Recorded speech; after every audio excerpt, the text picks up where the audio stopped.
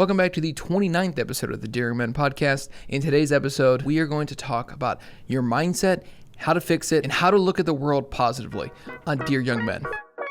The Dear Young Men podcast is a weekly podcast that posts Thursday at 8 a.m. where I talk to the 20-year-old version of myself and all the young men out there that need guidance. This episode is a continuing part of the series on how to live a good life. If you haven't watched the other three, I'd suggest listening to those or watching those as well. This episode is going to be all about mindset and how to have a good one, basically, and how to view the world in a way that's good and right and true. And it's harder than you think. It took me a while to sort of figure out how to make this episode because it's such an interesting and complicated subject. How to think, basically, is sort of what this episode is about. How to view the world. And in some cases, you could look at this as the most positive and most important one of these, how to live a good life, is basically the way you approach things on a daily basis is shaped by your mindset at the time. And how do you have a good, positive mindset going into the world? I'm going to give you a few tips on how to. The first one is stop complaining so much. People who complain are lazy and they can't think for themselves, and so all they can do is talk about other things that are bad because they can't think, is sort of what I think. Is if you complain so much, you're not thinking about anything, so that sort of proves that you kind of can't. That doesn't mean you're completely unable to, but you're unwilling to think, so you can't think. So stop complaining about everything all the time. It's not that bad. Life sucks. It sucks for everybody. Everybody knows that it sucks. Like, that's just the way life works, is life sucks. And so just stop complaining so much because it's not going to change anything. What is this thing on my hoodie? Look at that. We got a little stain on my hoodie. Probably one of my kids did that. But I'm not going to complain. So there are two different mindsets, things, ideas. One's a fixed mindset and one of them is a growth mindset. I don't care about those. That to me seems stupid. So we're not going to refer to anything with those fixed and growth mindset. This is a Christian-based podcast, and all of the way I view the world is through the lens of somebody who believes that Jesus Christ was the Son of God. He walked the planet, he cured people, he died, and 3 days later he came back. And he's going to come back again, and that's what I believe.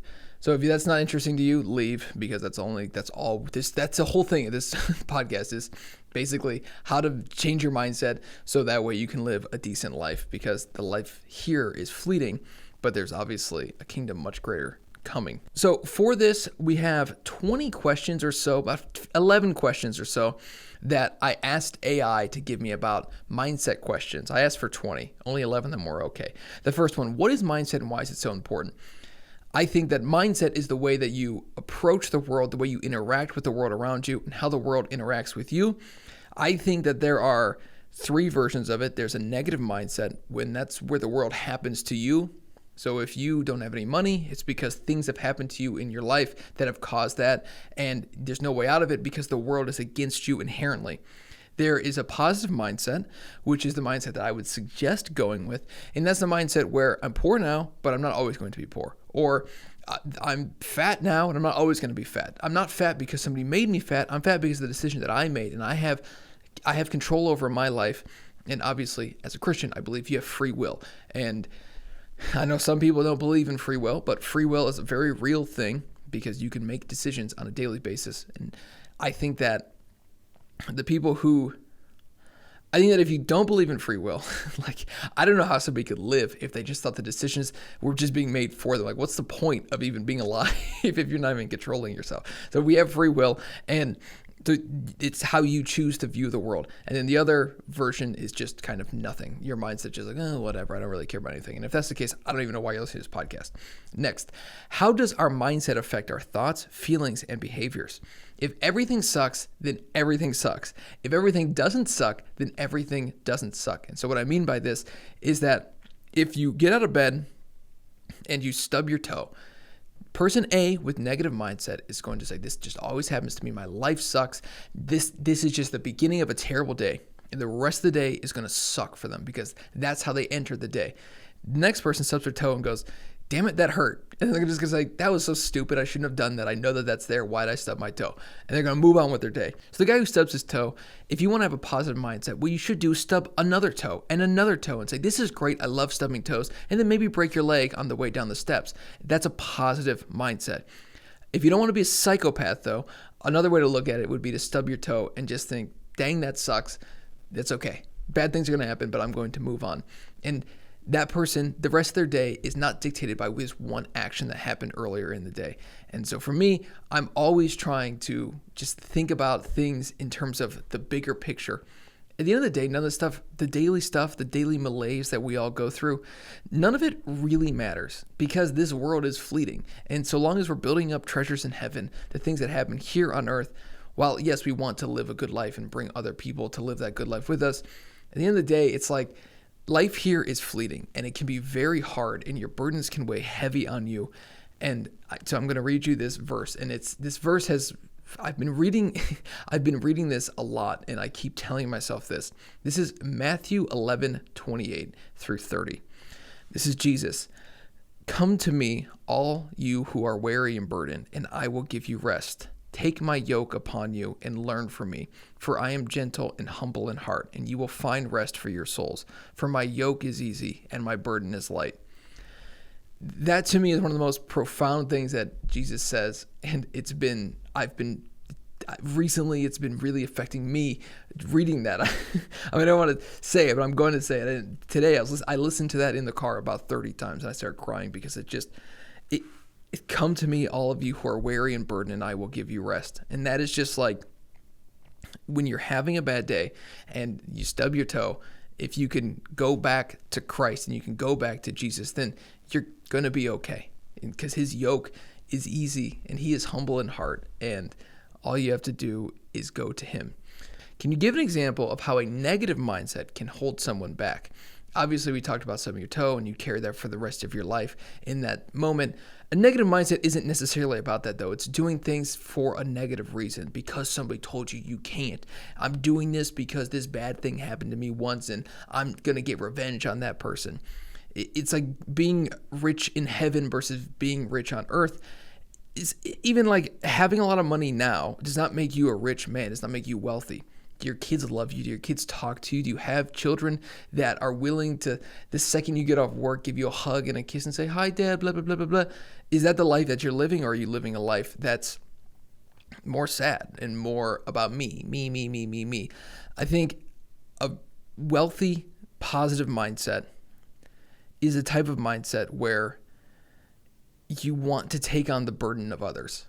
And that's especially as a guy. And I think women do it in a different way, but guys want to they want to be the knight making the final stand against an army. They want to be the guy who's carrying a house for their family because they want to be that guy. For women, it's different.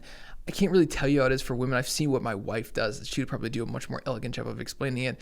But certainly it's a type of thing where money comes and goes, right? But the impact you can have on your family, being a light and showing them what being a good person is like, and living a positive life, and a life that's rich in things like laughter and having a good time and being light and being fun to be around and not being so stressed out about everything all the time. That's a more valuable gift than a car. Who cares? None of that stuff matters. So many people, and so many men specifically, define themselves by their wealth and their income and their money. But who cares? Money is only fun if you spend it on other people anyways. It's not fun to have money for yourself. Who cares? I mean, I have money and it's it's fun. It's nice. It's comforting in a way. It's well, if something bad happened, I'd be okay. But it's not I don't get any joy by buying myself something fancy. But giving a gift to somebody else or doing something that shows a belief in them is so much more impactful in life than just having wealth. Who gives a fuck about money? None of that shit matters. Man, I feel like I'm losing my positive mindset here, but this is frustrating to me. And I don't know. I've just been thinking about these things a lot recently, and how this selfish generation before us has just been, I don't know, it's different. It's different than the way that I want to live my life, and I want to live my life It's just an example of goodness and righteousness. And that's really hard because I suck. And I know I suck, but I know I suck, and admitting that I suck is okay because I know that there's room for improvement, and that through this little book called the Bible, if I follow some of the things in there, my life will improve. And it won't improve in a way that you would traditionally think. Although Christians do make more money, they do, by all like available metrics, Christians do better. But it's not about that. It's about the kingdom of heaven, not the kingdom here on earth that too many people are focused on. Similarly, how does a positive mindset contribute to success and resilience? I'm going to throw some Bible verses at you because sometimes I just can't say it as eloquently as the people before me who wrote it. Do not be anxious about anything, but in every situation, by prayer and petition with thanksgiving, present your requests to God, and the peace of God, which transcends all understanding, will guard your hearts and your mind in Christ Jesus. That's Philippians 4, 6 through 7. And another Philippians 4, I can do all things through him who gives me strength. That's Philippians 4:13. You've probably seen a lot of NFL players or sports players have that on their outfits or whatever, their uniforms. I don't know why I call them outfits. And so a positive mindset and thinking about the world in a different way, it's not just about affecting you and it's all about me. You can only do these things through God, by prayer, saying it out loud. You have to pray out loud. It's a new thing I think prayer in your head doesn't count, in my opinion. And I know it does count, but to me it doesn't count. Like, you got to say it out loud. It only means something if you say the words out loud, because in your head you can hide. You can hide when you're speaking in your head, but saying it out loud is what's important. And so I think that like a positive mindset contributes to success and resilience. Success is like what? Traditional success? Okay, yeah. If in business, whatever, if you just have you're patient and resilient, whatever. But like, none of that stuff matters. It's the fight between the flesh and the spirit. That's the only thing that really matters on this earth. That's all that matters, is the fight between your flesh and the spirit. If your spirit wins, then you're doing well. If your flesh wins, then you might actually do better. You might make a deal that screws somebody over but pays you more money. But the fight between the flesh and the spirit is ultimately one that if it's won by the spirit, you will win. If it's won by the flesh, you might win here on earth, but you're not going to win up there in the kingdom of heaven. The next question is, are mindsets entirely fixed or can they be changed? Last episode or the episode before, I don't really remember, we talked about joy. And I said, joy is a choice. It's up to you to decide how you interact with the world. And mindsets are the same thing. We all grew up differently. I feel like my life has always been, in a way, it's always been easy. Not that it's been easy, but it's been easier. There's been moments of hardship, and the moments of hardship, it's funny, the moments of hardship are always the one where I'm pulling away from God the most. But the moments that are the easiest are when I come back to him and come back to Jesus, and I pray more and I do the things that I'm called to do as a Christian. So can they be changed? Yeah, of course. If you live your life thinking that your mindset can't be changed, that there's no hope for you, then there's no hope for you. There was never hope for you if that's how you believe the world is. You know that that's not how it is, because there's obviously, we're redeemed by Jesus for all sins. He says all sins you're good. They're covered by your debts are paid by me. I'm going to die on the cross for you, an extremely excruciating, painful death. And then come back 3 days later. And so like your debts are forgiven, but you have to accept him as your savior. And that's humbling, because that means that you're not in control anymore, and that like you're just trying to do what you think is right and you think that's righteous, and you're doing his will basically. And so you have this free will still. And I think sometimes it'd just be so much easier if I didn't have free will. It's like, just tell me exactly what to do and then I'll do it. And I never have to feel guilty about doing things wrong. But that's just like, I don't know. I think that's like Catholic guilt in me, is having some guilt. So I think that it's just, your perception of the world is ultimately a choice that you make every single day. And if you go into the world thinking that everything sucks, everybody's out to get you, that everybody is out to get you and your life sucks. And if you think the other way around, where if the world is your oyster and you can do whatever you want with it, and you're trying to do good and do right, then you will do those things. And maybe it's not the way you want it to be, but it's the way that's good and just and right. So how can we identify our current mindset? It's a very simple question. Does the world happen to you, or do things happen because you did something? That's it. Are you fat because the world happened to you? And if that's the case, then frankly, you're kind of hopeless, because if you're going to blame everybody else for your current situation, no matter what, no matter how crazy life is, even if people have gone out of their way to punish you, it's still your life. That's why I never got people who just complain about something that happened to them, because it's your life. So even if yes, this person, this parent, or this thing, they've punished you unfairly and unjustly, and life is harder for me because of X, Y, and Z, all this stuff is true. But what remains true is that it's your life. So your misery is only your misery. You can drag people down, certainly, but the people who punished you, your misery doesn't affect them. So why are you trying to punish them by being miserable? Instead, show them that whatever they do, sticks and stones may break my bones, but words can never hurt me. Bounce back. And you can definitely do it. And it's so easy to change your mindset, because you just got to pray and ask for help and read the gospel. And through that, it will change, because your perception of the world, when you believe that Jesus Christ literally died and then literally came back and he literally was the Son of God, if you believe all those things, then you're fine. You really will be fine. And that's what's so amazing about life, is that I don't know.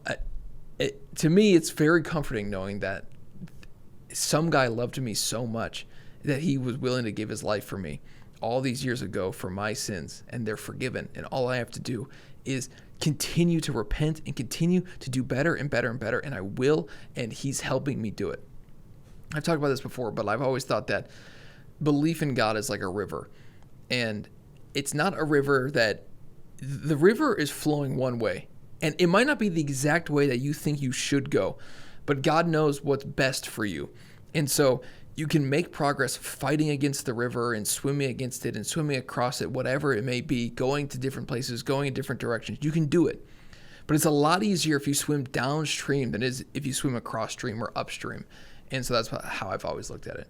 What are some practical steps to shift from a negative to a positive mindset? Mark down the things in life that frustrate you about yourself and be honest. And so you have to just write down the things in your life that frustrate you about yourself.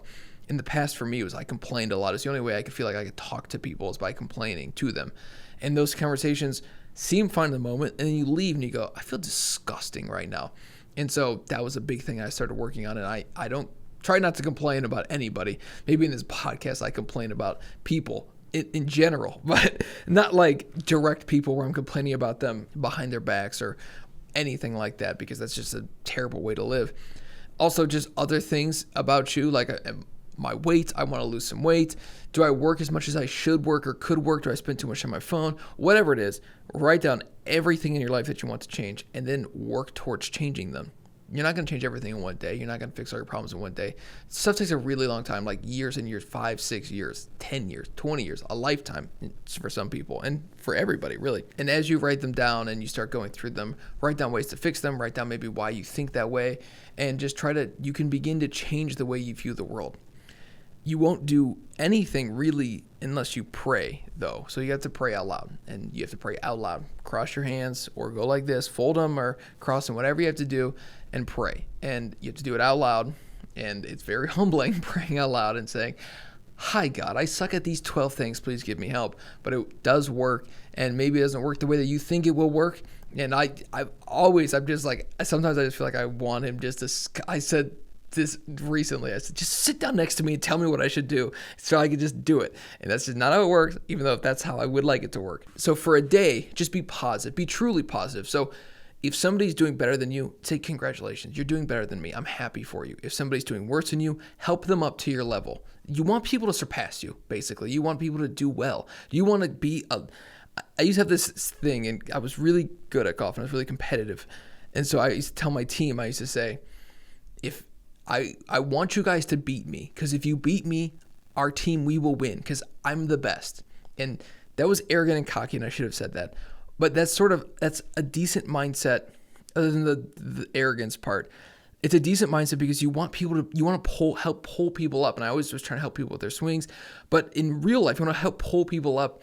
If people are chasing their dreams and they're trying to do these great things and the things that they're doing are good and they're right and they're just, help them along with that and be truly positive, be actually happy for somebody.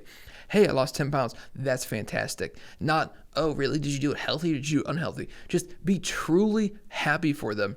And you'll be amazed at how your life changed when you're just literally willing the good for somebody else. That's what love is. Love is willing the good for somebody else, even if that's through sacrifice of your own potential personal gain. If somebody at work does something great and they get a promotion that you felt like you deserved, that's okay. Just you're willing the good for somebody else. And maybe that wasn't meant for you, or maybe it was, and you got unlucky. And that happens sometimes too. You're going to stub your toe in the morning, but you can't sit there and complain. So be truly, truly happy and don't complain. Don't complain for an entire day, an entire week, an entire month, and try never to complain again ever. It's hard to not complain because stuff sometimes can get annoying, but if you could be truly positive and truly happy for somebody and truly loving somebody, Jesus says to love thy neighbor as you love yourself. You have to love yourself first. Obviously, that's the important thing. And love is willing the good for somebody else. So loving other people, truly loving other people. What can we do? This is question 8. How can we challenge negative self-talk and limiting beliefs? I have written down here, WWJD. What would Jesus do? And then obviously, like I said earlier, love your neighbors, you love yourself. You must love yourself because you have been given this precious gift of life. So these self-talk and the limiting beliefs, those have been a mainstay in my life. I'm not a naturally confident person. I don't really believe in myself. Thankfully, I was given this gift of this woman in my life, and she married me. I kind of tricked her. I said something about like, do you want to go to BW3s? And then I pulled out a ring, and then I put it on her finger, and she said yes. And so I was like, see, okay, we're gonna get married. And so I was lucky enough to trick her. But for me, I needed somebody in my life to pull me out of that. And so maybe I could be that person for you to pull you out of it. And I'll tell you my experiences with it. For me, it was YouTube. And I always wanted to make YouTube videos for the longest time, but I just wasn't like, I'm a creative guy, I think naturally, but my family isn't like creative. So there are things that my like parents understood that they just understood. So we could go with those things, but the things that they didn't understand that I was interested in, they just didn't really understand it. And I wasn't like, oh, I want this. I just was like, oh, that's fine. I just won't do that. But my wife was like, just try it. Or my girlfriend at the time. She was my girlfriend at the time. And she was just like, just try it. Just try it. Just film one video. And then I filmed one video. And now I'm here. I've been making videos now for 7 years. And it's very scary. The first step is very scary. And I've heard somebody say recently that the reason that men aren't going up to women and relationships are falling and people aren't having sex as often, not that you have sex outside of marriage, but people just aren't connecting like that anymore. It's because, he said, it's because going up to a woman and getting rejected is really hard. And it's like, you know what? We've all dealt with that.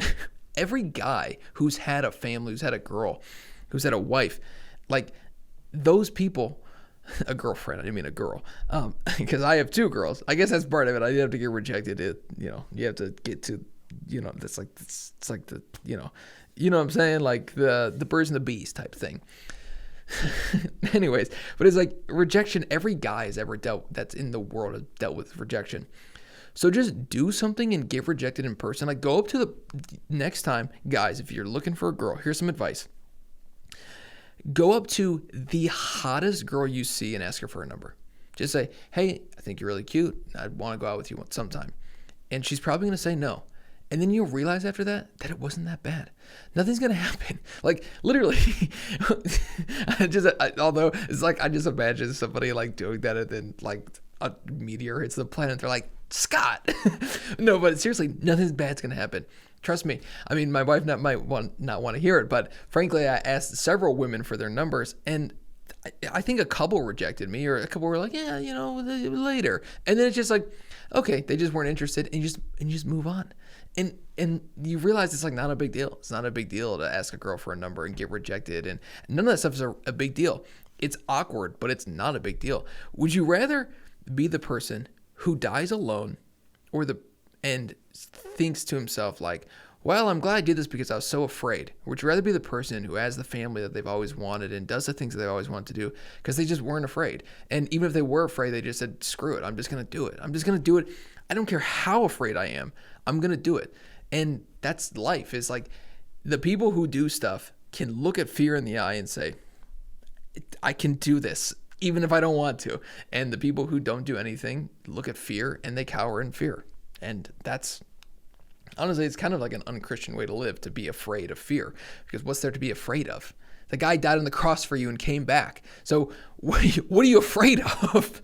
So just, there's nothing to fear. There's literally nothing to fear. Not even fear itself is fearful. Just, there's nothing to fear. Just go do the thing that you want to do. Number 9, what are some strategies for dealing with setbacks and failures with a positive mindset?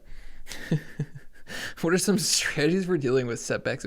I have here, I always write down, I answered these questions beforehand. A, I have pray. B, I have pray. And C, I have pray. D, Job, the story of Job. That's what I wrote down for myself as something to think about. And so that's obviously, at the end of the day, it's like the way things, setbacks and failures and all this stuff, it's all part of it. For one, it's all part of it. Like, we're all going to fail constantly. If we weren't destined to fail, then Jesus wouldn't have had to die for our sins. And he says, be perfect as your Father in heaven is perfect. He's saying be perfect. But he's asking you to do that, but then he still goes on the cross and is murdered for our sins. So it's basically that idea of knowing that you're going to fail, but still picking yourself up afterwards. And I've had this other thought recently too about, I'm going to read that verse again. This verse, because it means so much to me right now. Matthew 11:28-30. Come to me, all you who are weary and burdened, and I will give you rest. Take my yoke upon you and learn from me, for I am gentle and humble in heart, and you will find rest for your souls. For my yoke is easy and my burden is light. I've had this thought recently. I was talking to my friend. We were on like a 2-hour car trip down to Columbus this last weekend. And I was talking to him about this episode. I'm like, I'm thinking about these things, and like this idea of mindset is such a dramatic thing, because I have no idea what people have been through. So for me, it's easy to say, well, just be happy, just do it. It's easy.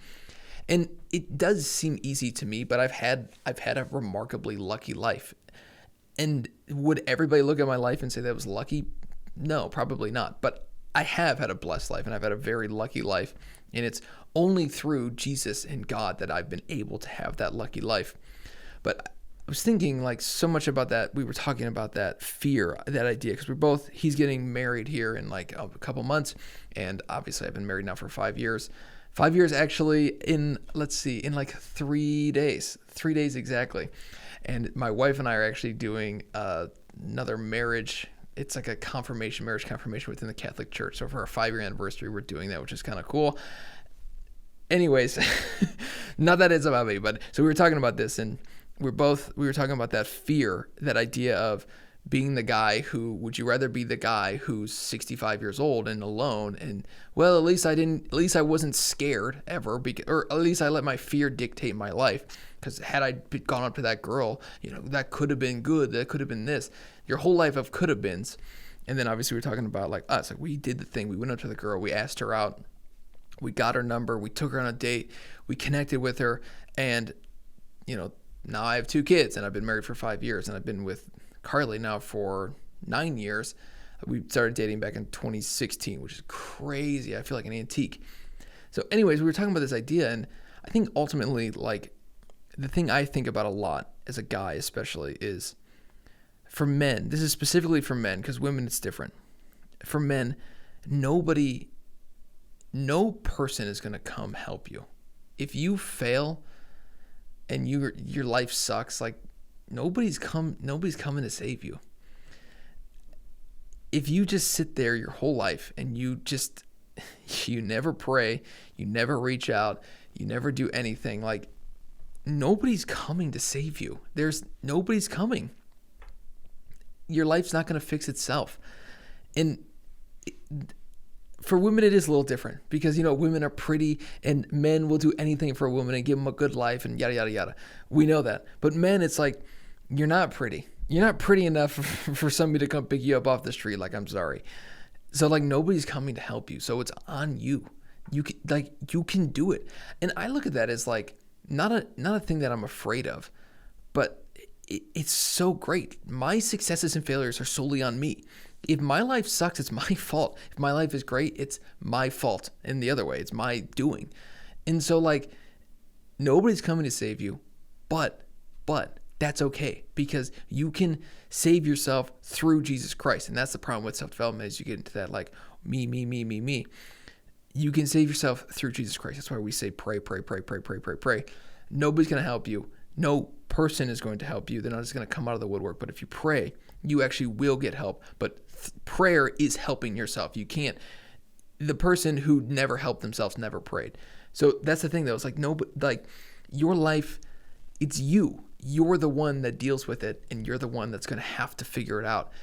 And the great thing is that means that the world's your oyster. You can do whatever you want. Like you can literally just pick yourself up, dust yourself off, and you'll just have this essence behind you. And if you start flowing with the water, your life will get significantly better. And I know it will because it's happened to me. Are there any specific techniques or exercises that can help change your mindset? Men, there's only two things you need to do. Pray out loud. And the second thing is, in terms of exercises, just go to the gym. Going to the gym is so good for your brain. It like releases endorphins that you wouldn't believe how good it is for you. What are some resources that can help with mindset development? Listen to Matthew 5-7. It's the Sermon on the Mount. It's a culmination of Jesus' ministry, and it's what separates Christianity from other religions. Nobody spoke the way Jesus spoke. If you just read Matthew 5-7, it will change the way you perceive the world. It will call you to do something greater than you are and are probably ever capable of doing, but you'll do your best. I mean, he says there's so many things in Matthew 5-7 that he says. And the thing that's always struck me the most is if somebody slaps you on their right cheek, turn to them the other one as well. What? Nobody said that. Nobody says that. That is just, Jesus is the way, the truth, and the life, and you can't be saved except through him. And so while nobody is going to help you and nobody's going to come save you, no physical man is going to save you. There is obviously a power much greater than men that can come save you. And all you have to do is pray, and he'll be there. And he does show up. He says so. He says in John 14, I think he says John chapter 14, verse 21, whoever has my commands and keeps them is the one who loves me. The one who loves me will be loved by my Father, and I too will love them and show myself to them. So just pray, and your life will be saved. It's like a magic drug, basically. It's like a magic pill you could take, but it's much better for you, and it's not for this life. It's for the life to come, the kingdom of heaven. Thank you for watching. This has been Scott with the 29th episode of the Iron Man Podcast. I will see you next Thursday at 8 a.m. Peace.